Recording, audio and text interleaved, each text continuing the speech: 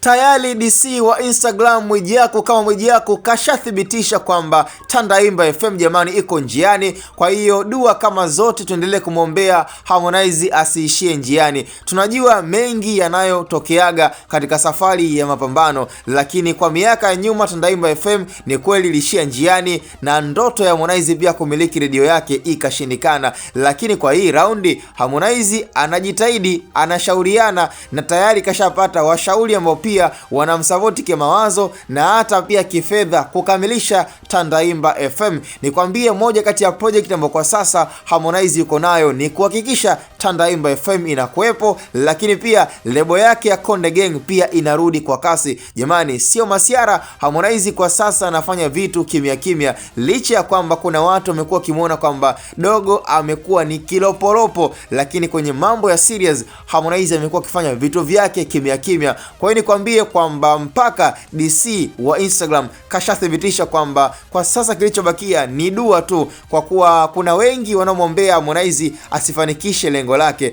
na miongoni mwa mashabiki ambao pia hawatopenda Tandaimba FM ni mashabiki kutokea kwa Diamond Platnumz. Huu ni ukweli tu, mashabiki wa Diamond kwa sasa hawawezi wakafurahia kuweza kusikia Harmonize eti anaendeleza ndoto yake ya kutaka kuipigania Tandaimba FM. Lakini miongoni mwa taarifa kubwa kwa sasa ni Harmonize kuongeza jitihada, lakini kushirikiana na watu ambao kidogo wana uwezo na wasifa, ili mradi pia wachange walichonacho na waingie kwenye share ya kuwa na Tandaimba FM. Na Mtwara jamani, wakazi wa Mtwara kwa sasa wanaenda kuheshimika miongoni mwa redio ambayo itakuwa ni redio pendwa na redio kubwa, na pengine kesho na kesho kutwa miaka na miaka basi kaja kuwa redio ambayo ya kitaifa, kiasi kama Tandaimba FM ikaenda viral. Ni ndoto ya Harmonize kuja kuona kama lebo yake kwanza inakuwa ni international label, lakini hata redio yake pia inakuwa ni redio ya kitaifa, yani mikoa na mikoa wao wanaisikiliza Tandaimba FM.